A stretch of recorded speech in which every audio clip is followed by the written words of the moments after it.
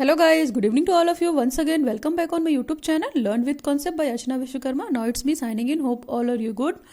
चलिए, आज का जो टॉपिक है बेसिकली हमारा ब्लूप्रिंट से रिलेटेड है. जो हम यूनिट प्लान बनाते हैं उसके बाद हम एक ब्लूप्रिंट बनाते हैं अपने क्वेश्चंस की फ्रेमिंग के लिए बेसिकली, और जो क्वेश्चन पेपर बनाते हैं वो ब्लूप्रिंट के अकॉर्डिंग बनाते हैं. तो ब्लूप्रिंट एक ऐसा स्ट्रक्चर है, एक ऐसा इंफ्रास्ट्रक्चर है, एक ऐसा खाका है जो हम कुछ भी प्रिपेयर करने से पहले, इन द सेंस कि क्वेश्चन पेपर अगर हम बनाने जा रहे हैं तो उससे पहले उस क्वेश्चन पेपर का हम एक ब्लूप्रिंट बनाएंगे. जैसे फॉर एग्जांपल हम घर बनाने जाते हैं तो हम क्या करते हैं, हम आर्किटेक्टर से उसकी डिज़ाइन बनवाते हैं.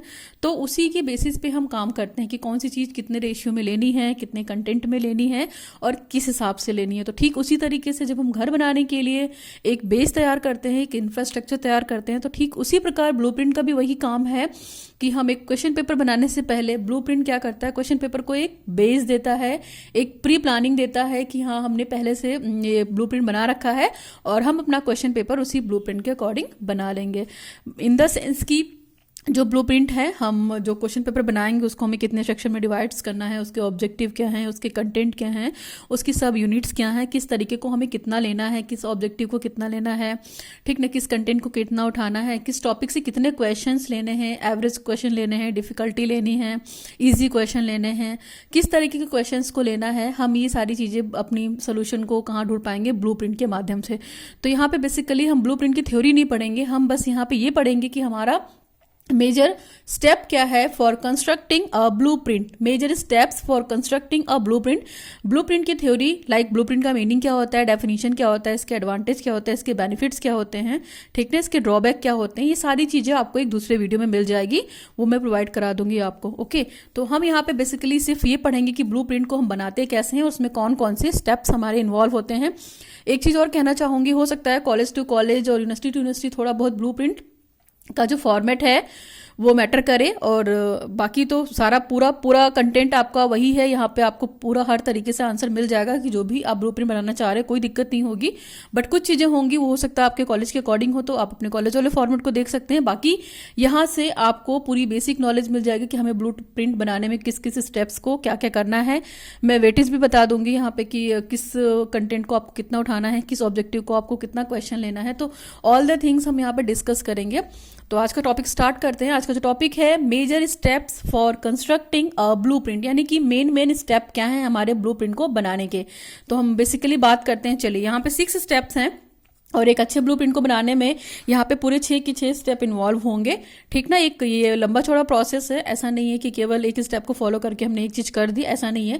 हम कोई भी पेपर बनाने जाते हैं या कुछ भी प्लान करते हैं तो उसको एग्जीक्यूट करने के लिए क्या करते हैं, एक इंफ्रास्ट्रक्चर, एक प्लानिंग, एक प्लान ऑफ एक्शन बनाते हैं ना, उसी के अकॉर्डिंग क्या करते हैं, हम अपना काम करते हैं. तो ब्लूप्रिंट भी हमारे लिए एक गाइडलाइन है क्वेश्चन पेपर को प्रिपेयर करने के लिए, ताकि हम ये देख सकें कि बच्चा उस क्वेश्चन पेपर को सॉल्व करने के बाद किस लेवल से किस हद तक क्वेश्चन बना सकता है. और ब्लूप्रिंट बेसिकली टीचर बनाता है, तो जाहिर सी बात है कि ये क्या टीचर का काम है. तो टीचर जब भी क्लास में ब्लूप्रिंट बताएगा तो आप उसको प्रॉपर वे से समझने की कोशिश कीजिए. बाकी ब्लूप्रिंट से आपको क्वेश्चन फ्रेमिंग आ जाएगा कि अगर कोई एक क्वेश्चन पेपर 50 मार्क्स का है या 100 मार्क्स का है, तो जब आप ब्लूप्रिंट बनाना सीख जाएंगे तो क्वेश्चन पेपर चाहे 20 नंबर का हो, चाहे 25 नंबर का हो, 50 का हो या 100 का हो, कोई मैटर नहीं करता है. मेन आपकी क्वेश्चन फ्रेमिंग होती है कि आप एक सब यूनिट से, एक बड़ी यूनिट से उठाकर आप छोटे छोटे सब यूनिट्स के जो टॉपिक्स लेते हैं उनमें से क्वेश्चन को कैसे कंस्ट्रक्ट करते हैं. बेसिकली ब्लूप्रिंट हमें ये सिखाता है. तो चलिए स्टार्ट करते हैं. इसमें स्टेप 1 में दे रखा है प्लानिंग द टेस्ट. सबसे पहले क्या करेंगे, हमें प्लानिंग करनी पड़ेगी टेस्ट को, कि हमें किस तरीके का टेस्ट लेना है ना. ओके, तो हम सबसे पहले टेस्ट की प्लानिंग कर लेंगे कि टेस्ट की प्लानिंग इन द सेंस की ऑब्जेक्टिव क्वेश्चन होगा, शॉर्ट होगा, लॉन्ग होगा, ऐसे होगा, डिफिकल्टी लेवल क्या होगा, ये सारी चीज़ें हमें पहले प्लान करनी पड़ेगी. ओके, फिर स्टेप नंबर 2 में हमारा है प्रिपेयरिंग द फॉर्मेट. इसके बाद हमें फॉर्मेट प्रिपेयर करना पड़ेगा कि हम एक 50 मार्क्स के क्वेश्चन में या 100 मार्क्स के क्वेश्चन में कितने सेक्शन देना चाह रहे हैं, एमसीक्यूज के क्वेश्चन देना चाह रहे हैं, ऑब्जेक्टिव देना चाह रहे हैं, शॉर्ट आंसर देने जा रहे हैं, लॉन्ग आंसर देने जा रहे हैं, कितने कितने दे रहे हैं. तो इसकी क्या करेंगे, एक प्रॉपर फॉर्मेट प्रिपेयर करेंगे कि कितने टाइम में हमें इस क्वेश्चन पेपर को करना है, क्वेश्चन पेपर का मैक्सिमम मार्क्स क्या होगा, क्वेश्चन पेपर का मैक्सिमम टाइम क्या होगा. नेक्स्ट है, थर्ड है स्टेप नंबर 3 है कंस्ट्रक्टिंग अ ब्लूप्रिंट। हम फिर एक थर्ड स्टेप में क्या करेंगे, एक ब्लूप्रिंट को कंस्ट्रक्ट करेंगे, क्योंकि देखिए हमारा टेस्ट डिसाइड हो गया है, हमारे टेस्ट की प्लानिंग हो गई है, ओके। और इसके बाद हमारा फॉर्मेट भी बन गया है। नंबर 3 पे हमारा कंस्ट्रक्टिंग अ ब्लूप्रिंट हम बनाएंगे। फिर जब हमारा ब्लूप्रिंट बन जाएगा तो क्या करेंगे, उसमें सबके जितने भी आइटम्स होंगे, जितने भी ऑब्जेक्टिव्स होंगे, उन सबके बारे में बताएंगे कि कौन सी जगह से हमने कितने क्वेश्चन लिए हैं, किस टाइप के क्वेश्चन दिए हैं, ये सारी चीजें मैटर करेगी राइटिंग द आइटम्स में। मैं यहाँ पे आपको पढ़ाऊंगी।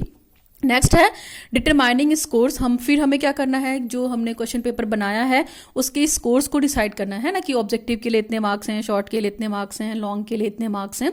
फिर प्रिपेयरिंग स्कोरिंग की, और उसके बाद जब आपका ब्लूप्रिंट बन जाएगा तो आपको उसकी एक स्कोरिंग की भी बनानी पड़ेगी आपको, ओके। और उसके साथ साथ आपको आंसर की भी देनी पड़ेगी कि उसकी उत्तर माला क्या है ना। आपने ऑब्जेक्टिव क्वेश्चन दिया है तो उसका आंसर क्या होगा, बाकायदा आपको अच्छे से डिटेल डिस्कस करना पड़ेगा। नेक्स्ट हमारा स्टेप है आइटम एनालिसिस। ये सारी चीजें होने के बाद हम सबसे लास्ट में आइटम एनालिसिस करते हैं। आइटम एनालिसिस में हमारी वो चीज़ें आती हैं, जितने भी हमने टॉपिक्स लिए हैं, टॉपिक 1, 2, 3 या जो भी हमने सब यूनिट्स लिए हैं, उसके अकॉर्डिंग हमने किस किस ऑब्जेक्टिव को कितने कितने मार्क्स दिए हैं, कितना टाइम दिया है, ठीक ना, और किस तरह के क्वेश्चन दिए हैं। तो ये सारी चीज़ें मैटर करती हैं। तो आप पीछे स्टेप जरूर याद रखिएगा।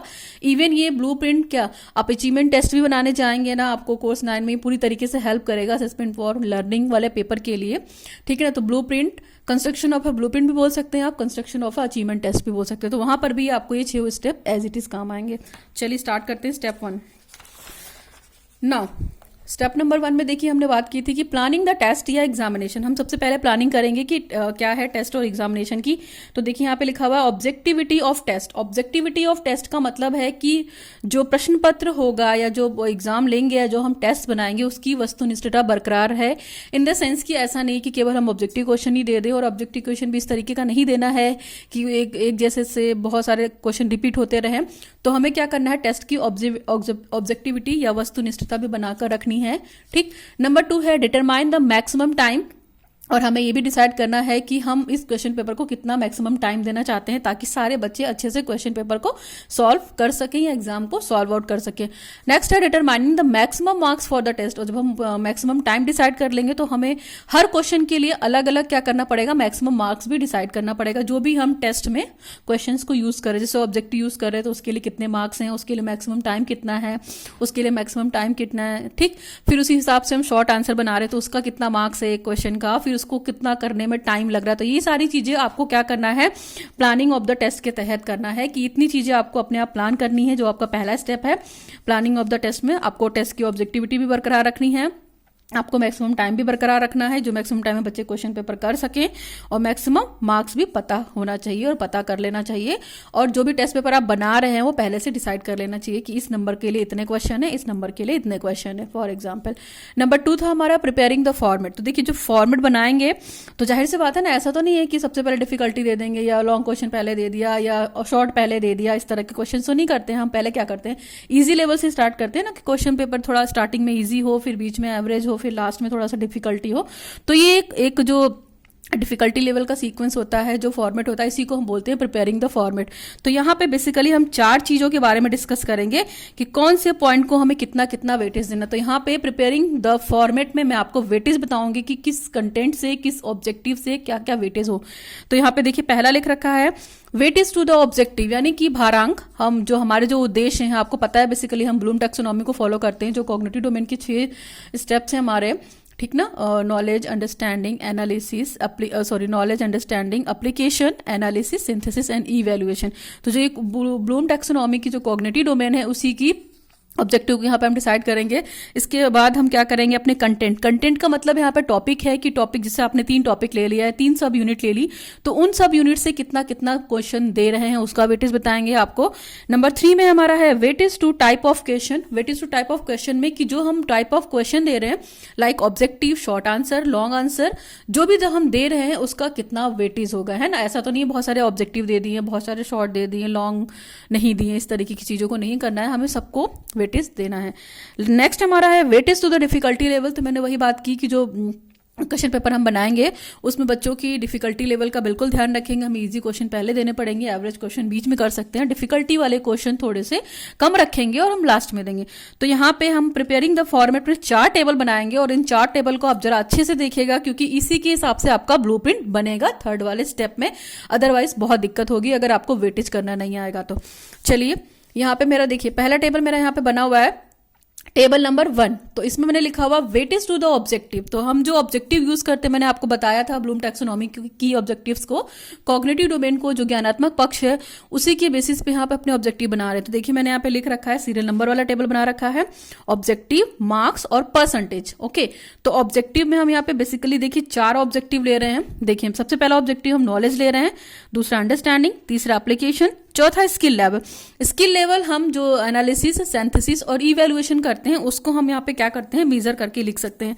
स्किल लेवल में अगर हम देखा जाए तो मेरा यहाँ पे अगर हम बात करते हैं स्किल लेवल, जो ये स्किल लेवल है इसको हम सिंगल क्यों लिख रहे हैं, इसको हम सिंगल इसलिए लिख सकते हैं कि इसमें हमारे तीन आ जाएंगे। हमारी क्या आ जाएगी, हमारे यहाँ पे एनालिसिस आ जाएगी यहाँ पे, ओके, और हमारी सिंथेसिस आ जाएगी,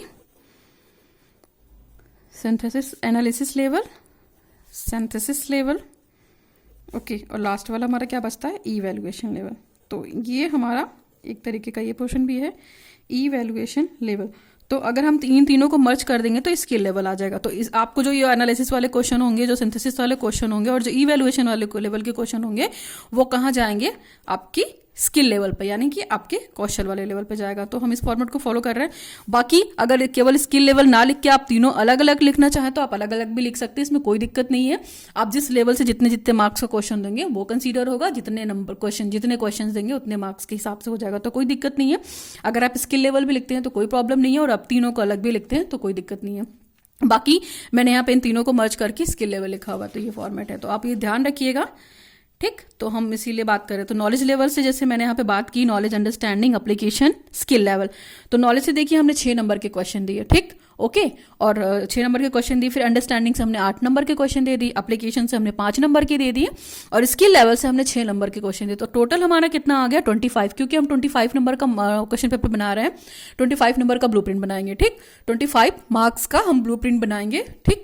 चलिए, तो परसेंटेज के हिसाब से क्या करेंगे, नॉलेज का मान लीजिए हमने 6 मार्क्स का क्वेश्चन दिया है, 6 नंबर का क्वेश्चन दिया है, तो अगर हम परसेंटेज 100 में निकालते हैं तो क्या करेंगे, मल्टीप्लाई बाई 4, मल्टीप्लाई इंटू 4 कर देंगे। तो जब हम मल्टीप्लाई करेंगे 4 से तो कितना हो जाएगा, 6 चौक 24, 8 चौक 32, 5 चौक 20 और 6 चौक 24। तो ये टोटल हमारा परसेंटेज निकल आएगा। आप इसको क्या करेंगे, इसको 4 से आपको मल्टीप्लाई करना पड़ेगा परसेंटेज में देखने के लिए। क्यों, क्योंकि पेपर कितने का बना रहे हैं हम, 25 मार्क्स का बना रहे हैं, 1/4 का पेपर बना रहे हैं, तो 1/4 है, तो उसको हम क्या करेंगे, 4 से मल्टीप्लाई करके उसका परसेंटेज निकालेंगे।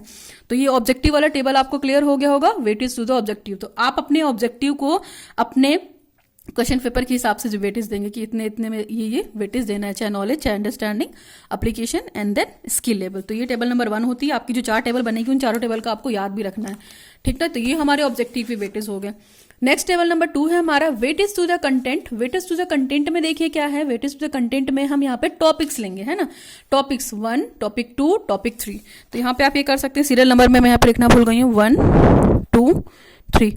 तो हम 3 टॉपिक ही नहीं और भी टॉपिक ले सकते हैं। जितना बड़ा आपका क्वेश्चन पेपर है, जितने मार्क्स का बनाना चाह रहे हो, 100 मार्क्स का बनाना चाह रहे हो तो टॉपिक्स आपके बढ़ जाएंगे, 50 मार्क्स का बनाना चाह रहे हो तो टॉपिक्स आपके क्या होंगे, बढ़ जाएंगे। तो सीरियल नंबर कोई मैटर नहीं करता है, आप जितनी सब यूनिट उठा रहे हो, बेसिकली मैटर ये करता है कि आप कितने मार्क्स का क्वेश्चन बना रहे हो, तो उसी के हिसाब से आपके टॉपिक भी डिसाइड हो जाते हैं कि हम कितनी सब यूनिट ले रहे हैं एक बार में।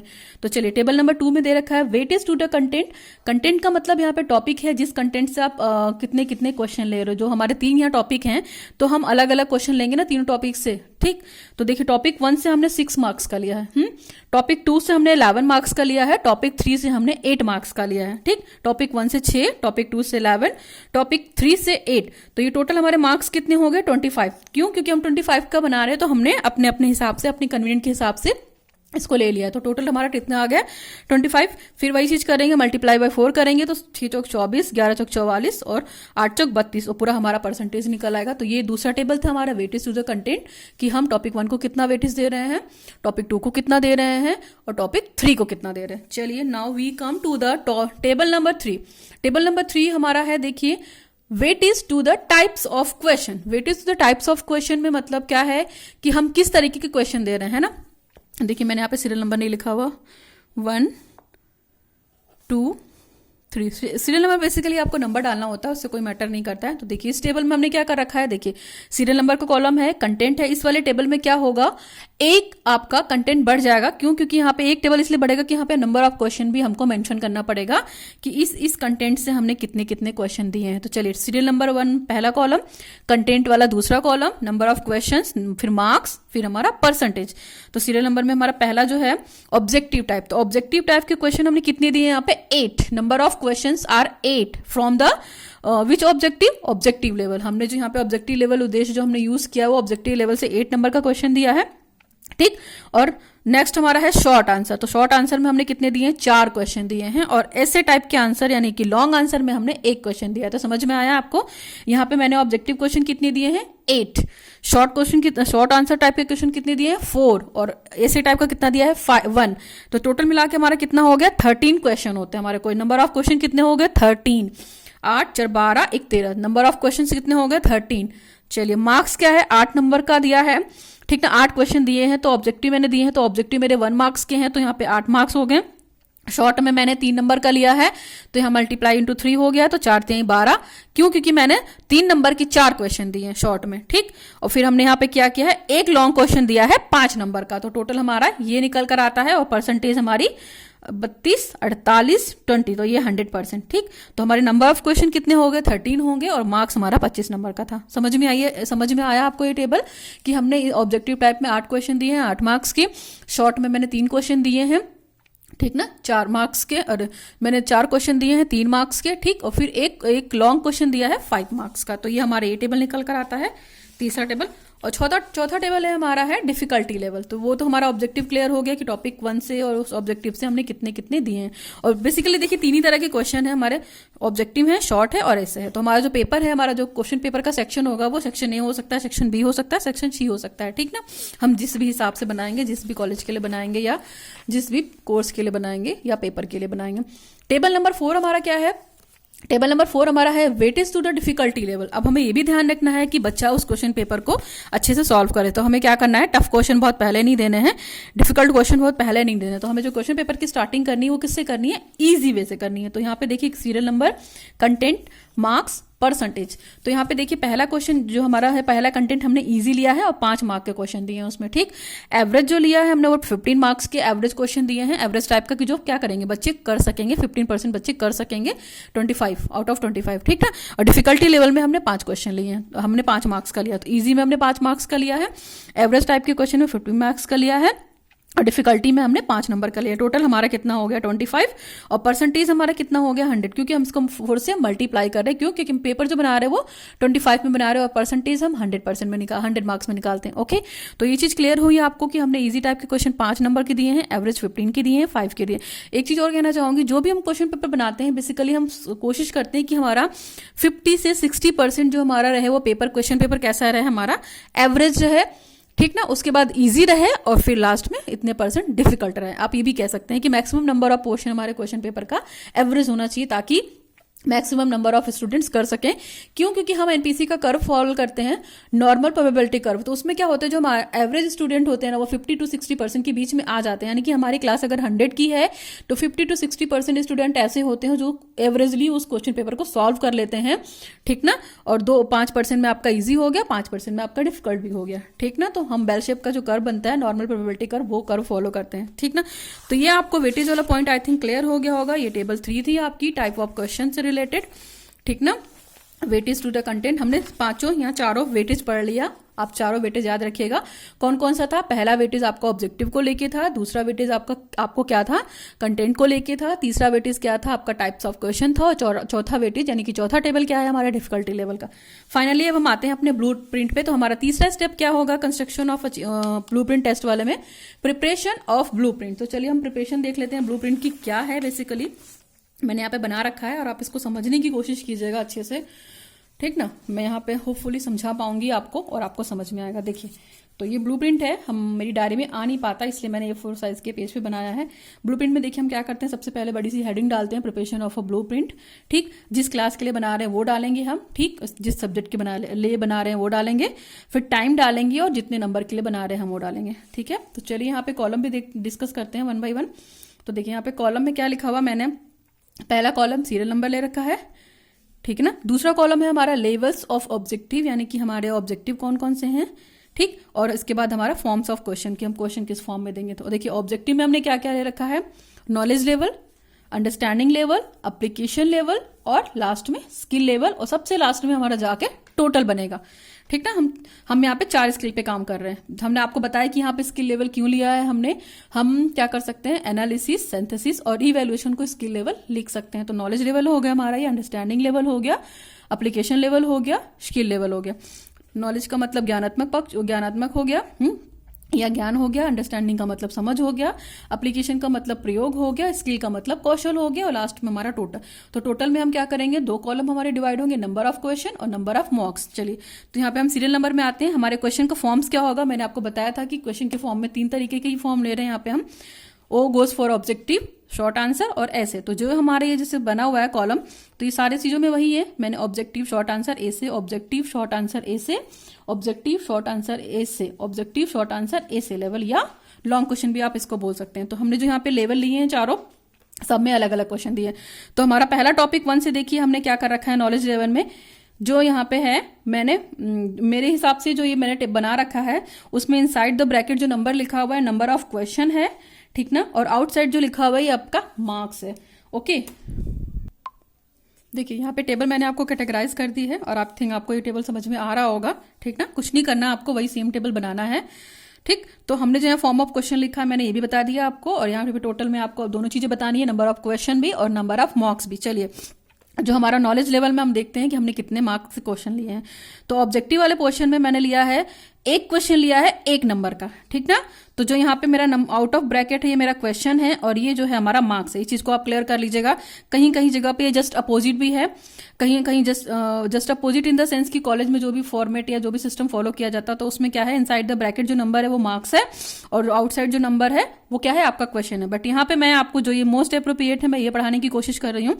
तो मेरे अकॉर्डिंग यहाँ पे जो इनसाइड ब्रैकेट है वो नंबर क्या है, नंबर ऑफ क्वेश्चन है, और जो बाहर ब्रैकेट के बाहर जो डिजिट लिखी हुई है वो आपकी मार्क्स है। तो आप अपने कॉलेज के फॉर्मेट के हिसाब से फॉलो कर सकती हैं, हम यहाँ पे कोई प्रॉब्लम नहीं है। आप ऐसे भी करेंगे तो भी ये ओके है, और आप अपने कॉलेज के हिसाब से करेंगे तो भी ओके है, कोई दिक्कत नहीं है। बस इसमें क्या होंगी, चीजें जस्ट उल्टी हो जाएंगी, ओके। तो दोनों ठीक है अपने अपने जगह पे, ठीक। तो अब चलिए अब आपको क्लियर हो गया ना, यहाँ पे मैं क्या, जो डिजिट ब्रैकेट के बाहर जो डिजिट लिखी है वो मेरा मार्क्स है, ठीक। अगर आप बनाएंगे तो आप क्या कर सकते हैं, आप ब्रैकेट के अंदर मार्क्स लिख सकते हैं और क्वेश्चन ऊपर लिख सकते हैं, ठीक। जस्ट उल्टा भी कर सकते हैं अपनी कॉलेज फॉर्मेट के अकॉर्डिंग, ठीक। चलिए तो मैंने यहाँ पे देखिए क्या कर रखा है, मैंने यहाँ पे कर रखा है कि एक क्वेश्चन लिया है मैंने 1 मार्क्स का ऑब्जेक्टिव लेवल में टॉपिक 1 से, ठीक ना। उसके बाद हमने लिया है टॉपिक, अगर हम इसकी बात करते हैं तो हमने यहाँ पे शॉर्ट नहीं लिया है, हमने यहाँ पे लॉन्ग नहीं लिया है, ठीक ना। इसी टॉपिक 1 से बात करते हैं तो हमने यहाँ पे क्या किया, ऑब्जेक्टिव लिया है, फिर एक क्वेश्चन लिया है 1 नंबर का लिया है अंडरस्टैंडिंग में, ठीक ना। ये पहले नॉलेज लेवल में था, ये अंडरस्टैंडिंग में आ गया। तो अंडरस्टैंडिंग में मैंने एक शॉर्ट क्वेश्चन लिया है, यहाँ पे नंबर ऑफ क्वेश्चन मेरा 1 है, कितने नंबर का लिया है, 3 नंबर का, ठीक ना। तो इस चीज को ध्यान रखिएगा, ये क्या है, हमारा मार्क्स है, ये हमारा क्वेश्चन है। तो यहाँ पे 3 मार्क्स का एक क्वेश्चन लिया है, किसमें, अंडरस्टैंडिंग लेवल में टॉपिक 1 से। Now we come to the application level. तो एप्लीकेशन लेवल में मैंने क्या किया है, एक क्वेश्चन लिया है 1 नंबर का, ओके। फिर शॉर्ट नहीं लिया मैंने, लॉन्ग नहीं लिया। फिर स्किल लेवल पे आ गए तो स्किल लेवल पे मैंने कोई क्वेश्चन नहीं लिया, ठीक। आप अपने टॉपिक के हिसाब से क्वेश्चन चूज कर सकते हैं, क्वेश्चन ले सकते हैं, जहां भी जो चीजें फिट बैठती हों। बस जो भी मैंने वेटेज वाला टेबल बताया है आप उसको याद रखिएगा, ठीक ना। तो ये टॉपिक 1 से हमारे इतने क्वेश्चन हो गए। तो हमारा नंबर ऑफ क्वेश्चन कितना हो गया, यहाँ पे 4 हो गया। चलिए टॉपिक 2 पे बात करते हैं। तो टॉपिक 2 में हमने नॉलेज लेवल पे देखिए 1 नंबर का एक क्वेश्चन दिया है, ये हमारा एक क्वेश्चन रहा और ये 1 मार्क्स रहा, ठीक। हर जगह मैं ये क्वेश्चन और मार्क्स लिख दे रही हूँ, आप अपने कॉलेज के हिसाब से क्या कर सकते हैं, अपने हिसाब से बना सकते हैं। बाकी ब्लूप्रिंट पे कोई चेंज नहीं आएगा, बस यही चीज चेंज होगी, इसके अलावा कोई चीज चेंज नहीं होगी, ठीक ना। तो देखिए मैंने नॉलेज लेवल में क्या किया है, 1 नंबर का एक क्वेश्चन दिया है, ठीक ना। फिर इसी तरह अंडरस्टैंडिंग में क्या किया है, एक क्वेश्चन का एक क्वेश्चन 1 मार्क्स का दिया है, ठीक ना, अंडरस्टैंडिंग लेवल में। फिर एप्लीकेशन में आ जाइए, एप्लीकेशन में मैंने क्या किया, एक क्वेश्चन दिया है शॉर्ट आंसर में, कितने नंबर का, 3 नंबर का। 3 नंबर जो यहाँ पे मेरा है ये शॉर्ट आंसर वाला नंबर है। मैंने जो शॉर्ट आंसर दिए हैं वो 3 मार्क्स के दिए हैं, और कितने दिए हैं, 1 दिए हैं, ठीक ना। इसी तरह हम स्किल वाले में आएंगे। तो स्किल के ऑब्जेक्टिव वाले पोर्शन में हमने क्या किया, एक क्वेश्चन दिया है 1 मार्क्स का दिया है, और यहाँ पे स्किल वाले लेवल में मैंने यहाँ पे लॉन्ग क्वेश्चन दिया है, कितना, एक लॉन्ग क्वेश्चन दिया है 5 नंबर का, ठीक ना। एक लॉन्ग क्वेश्चन 5 नंबर का, ये मेरे ऊपर वाले मार्क्स हैं, ठीक। नाउ टॉपिक नंबर 3 में देखिए नॉलेज लेवल में हमने क्या किया है, एक क्वेश्चन 1 नंबर का, एक क्वेश्चन 3 नंबर का। तो 3 नंबर का किसमें दिया हमने, शॉर्ट में दिया, ऑब्जेक्टिव मेरे इतने हो गए, और शॉर्ट आंसर में मैंने दिया है एक क्वेश्चन 3 नंबर का। ठीक, ये नॉलेज लेवल में। अंडरस्टैंडिंग में हमने क्या किया, अंडरस्टैंडिंग में फिर से एक शॉर्ट क्वेश्चन दिया, ऑब्जेक्टिव नहीं बना और लॉन्ग क्वेश्चन नहीं बना। तो अंडरस्टैंडिंग में मैंने क्या किया है, एक क्वेश्चन दिया है 3 मार्क्स का। ठीक ना, इसके अलावा एप्लीकेशन में देखेंगे तो एक क्वेश्चन दिया मैंने 1 मार्क्स का, शॉर्ट नहीं बना, ठीक ना, लॉन्ग नहीं बना। फिर स्किल में हमने यहाँ पे कुछ नहीं किया। तो ये मेरा टॉपिक 1 2 3 के हिसाब से हमारे क्या थे, मार्क्स ऑफ डिवीजन थे। और आपको यहाँ पे ये याद रखने की जरूरत है कि मेरा जो नंबर ऑफ क्वेश्चन है वो ब्रैकेट के अंदर है, इनसाइड द ब्रैकेट। आप इस चीज को ध्यान रखिएगा, मैंने यहाँ पे नोट करके लिखा हुआ है, number of question are given inside the bracket और marks are given outside the bracket. तो जो ब्रैकेट के बाहर दिए हैं वो मेरे मार्क्स हैं, जो ब्रैकेट के अंदर दिए हैं वो क्वेश्चन है। आप जब इसका जस्ट उल्टा करेंगी तो आप आपको यहाँ पे नोट डाल के मेंशन करना पड़ेगा। तो आप इसका जस्ट उल्टा अगर करेंगे तो आपको ये लिखना पड़ेगा कि आउटसाइड जो ब्रैकेट है वो क्या है, आपका क्वेश्चन मार्क्स क्वेश्चन है, और जो इनसाइड ब्रैकेट है वो आपका क्या है, नंबर ऑफ मार्क्स है, क्वेश्चन के लिए कितने मार्क्स हैं। तो आप अपने टॉपिक के हिसाब से, अपने फॉर्मेट के हिसाब से कर लीजिएगा, बाकी कोई चेंजेस नहीं है। हाँ, इस चीज का ध्यान रखिएगा। अब यहाँ पे जब हम नंबर ऑफ क्वेश्चन काउंट करते हैं तो हमारे क्वेश्चन कितने हो गए, 1 क्वेश्चन 2 क्वेश्चन 3 क्वेश्चन 4। तो हमारे क्वेश्चन यहाँ पे कितने हो गए, टॉपिक 1 से 4 क्वेश्चन हो गए, है ना। मेरे यहाँ पे marks 1 question 2 question 3 question 4 question 5 question, यहाँ पे कितने हो गए, 5 क्वेश्चन हो गए। ठीक ना, टॉपिक 3 से देखिए मैंने कितने क्वेश्चन लिए, 1 2 3 4। तो यहां से मैंने 4 क्वेश्चन लिए। तो टोटल मेरा नंबर ऑफ क्वेश्चन कितना हो गया, 13 हो गया, है ना। टोटल नंबर ऑफ क्वेश्चन मेरा कितना हो गया, 13 हो गया। ओके, अब हम मार्क्स काउंट कर लेते हैं। तो मार्क्स हमारा 1 2 3 4 5 6। तो यहाँ पे मेरा नंबर ऑफ मार्क्स कितना हो गया, टॉपिक 1 में 6 मार्क्स का क्वेश्चन दिया हमने टॉपिक 1 से। ठीक ना, ये आपको ये चीजें मेंशन करनी पड़ेंगी वहां पे। जब आप ऑब्जेक्टिव वाला टेबल आपने बनाया होगा तो कंटेंट वाले में देखा होगा ना कि हमने टॉपिक 1 से कितने नंबर का क्वेश्चन लिया है, 6 नंबर का लिया है। ठीक ना, वहां पे ये चीज मेंशन थी, ऑब्जेक्टिव जो मैंने बनाया था टेबल वाला, वेटेज टू द कंटेंट वाला। टॉपिक 2 से देखिए क्या किया है हमने, 1 2 5 6 5 11। तो टॉपिक 2 से हमने 11 मार्क्स के क्वेश्चन दिए हैं। ठीक है, टॉपिक 3 से देखिए क्या किया, 1 और 3 4 5 6 7 8। तो यहाँ पे हमने 8 दिए। तो हमारा देखिए क्वेश्चन नंबर ऑफ कितना हो गया यहाँ पे, 4 5 4। टोटल 13 हो गए हमारे क्वेश्चन, और मार्क्स कितना था हमारा, 25 मार्क्स का। तो 11 6 और 8 और 6 25। ठीक ना, तो ये हमारा 25 मार्क्स का क्वेश्चन पेपर है। और नंबर ऑफ क्वेश्चन कितने हैं हमारे, 13 है। तो आप यहाँ पे जो मैंने टेबल में लिख रखा है दूसरा वाला, यहाँ पे जो कॉलम में number of question number of marks, तो यहाँ पे देखिए नॉलेज में हमने कितने नंबर का लिया है, 4 नंबर का। ठीक, अंडरस्टैंडिंग में भी हमने कितना निकला हमारा नंबर ऑफ क्वेश्चन, 4। ठीक ना, एप्लीकेशन में हमारा नंबर ऑफ क्वेश्चन 3 और लास्ट वाले स्किल वाले में हमारा 2। तो टोटल हमारा क्वेश्चन नंबर कितना होता है, 13। आप काउंट कर लीजिए, 4 4 8 12। ठीक ना, और 4 4 8 12 1 13। तो जो हमारा नंबर ऑफ क्वेश्चन है आप इधर से भी काउंट करोगे तो आपका उतना ही आना चाहिए, और इधर से भी काउंट करोगे तो उतना ही आना चाहिए। ये डिजिट गड़बड़ नहीं करनी चाहिए। यानी कि अगर आप यहाँ से नंबर ऑफ क्वेश्चन काउंट कर रहे हैं तो 13 आ रहा है, ओके, आपने काउंट कर लिया ना, और यहाँ से काउंट करेंगे तो नंबर ऑफ क्वेश्चन कितना, 13 आना चाहिए। और जस्ट वही चीज मार्क्स में भी है। तो यहाँ से मैंने काउंट किया तो मेरा नंबर ऑफ क्वेश्चन कितना आ रहा था, 25 आ रहा था। अब हम यहाँ से काउंट कर लेते हैं। यहाँ पे हमने 6 मार्क्स के दिए नॉलेज लेवल में, अंडरस्टैंडिंग में 8 मार्क्स के दिए। ठीक ना, एप्लीकेशन में हमने क्या किया, 5 मार्क्स के दिए, और स्किल में हमने 6 मार्क्स के दिए। तो टोटल कितना हो गया, 25। तो हमारा ऐसे काउंट करेंगे तो भी वही आएगा, और वैसे काउंट करेंगे तो भी वही आएगा। ठीक ना, तो इस चीज को ध्यान रखिएगा कि ये काउंटिंग गड़बड़ नहीं होनी चाहिए। फिर आप क्या करोगे, इस ब्लू प्रिंट को बनाने के बाद जितने भी टॉपिक्स आपके आते हैं, number of question number of marks बता दोगे आप। ठीक ना, नोट करके लिख दोगे, number of question are given inside the bracket. इस वाले ब्लू प्रिंट में मेरा जो नंबर ऑफ क्वेश्चन है वो ब्रैकेट के अंदर है, और जो मार्क्स है वो ब्रैकेट के बाहर है।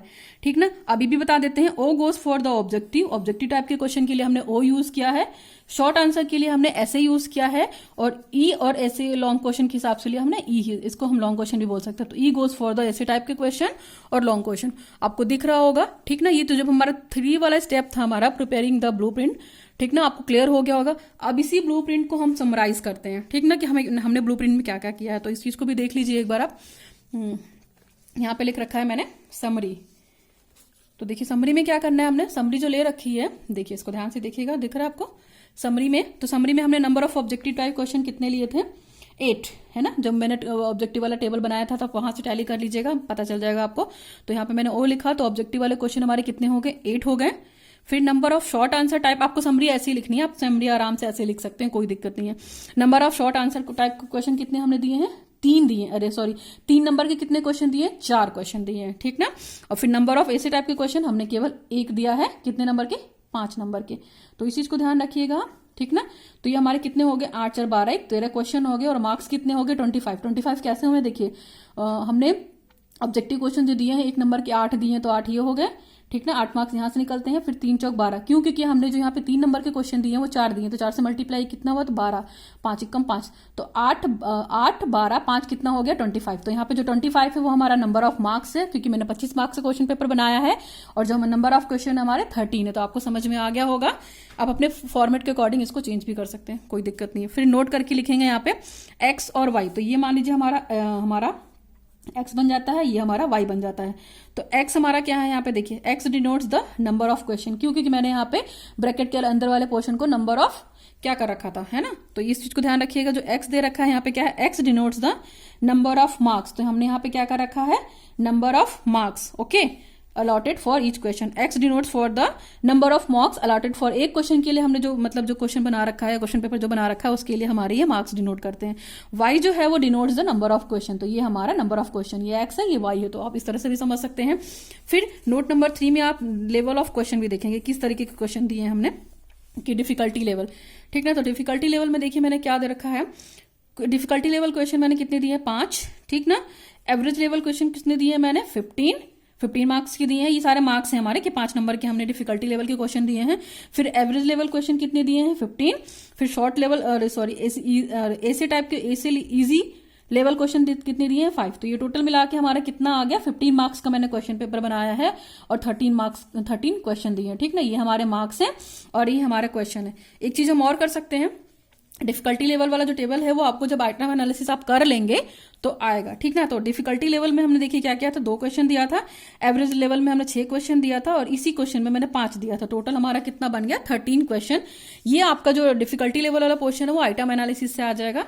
और आप मेरे साथ पढ़ रहे हैं लर्न विद कॉन्सेप्ट बाय अर्चना विश्वकर्मा। अगर वीडियो थोड़ा भी हेल्पफुल लगे, नीडफुल लगे, तो लोगों तक शेयर कीजिए, चैनल को सब्सक्राइब कीजिए, और आपको ब्लूप्रिंट से रिलेटेड कोई प्रॉब्लम नहीं होगी। तो मैंने यहाँ पे क्या किया, आपको समरी भी बता दी। समरी में आपको कुछ नहीं करना है, number of objective type question जो भी आपने वहां पे दिया है आपको वो चीज बतानी है, ठीक ना। इसके बाद आपको डिनोट कर देना है कि एक्स ये है, वाई ये है, डिफिकल्टी लेवल के क्वेश्चन ये है, लेवल्स ऑफ क्वेश्चन ये है, और ये हमारा ब्लूप्रिंट था।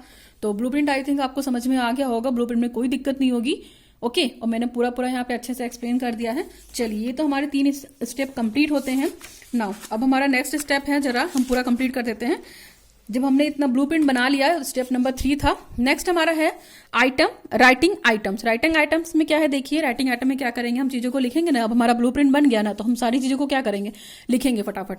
तो क्वेश्चन एज पर ब्लूप्रिंट, जो भी आपका क्वेश्चन पेपर बनेगा वो कैसा बनेगा, ब्लूप्रिंट के अकॉर्डिंग बनेगा। यानी कि आपने अगर ऑब्जेक्टिव क्वेश्चन इतने दिए हैं, टॉपिक 1 से इतने दिए हैं, और जहां जहां से जो भी क्वेश्चन दिया आपको उसी के हिसाब से बनाना है। फिर आपको टाइम ड्यूरेशन का भी ध्यान देना है कि आप जो क्वेश्चन पेपर बना रहे हैं वो टाइम बच्चों के लिए इनफ हो ताकि वो कर सकें। फिर आपको डिफिकल्टी लेवल का भी ध्यान देना है। Question paper according to their difficulty level हम बना सकते हैं, इसलिए बना सकते हैं वहां पे, क्यों, क्योंकि जो चीजें हैं वो टाइम के हिसाब से मैनेज हो जाएंगी, ठीक। फिर अरेंजिंग आइटम पर द डिफिकल्टी लेवल, और आपको क्या करना है, डिफिकल्टी लेवल के हिसाब से आपको आइटम भी अरेंज करना, इजी, एवरेज, फिर डिफिकल्टी। नेक्स्ट स्टेप है हमारा मार्किंग एंड स्कोरिंग की।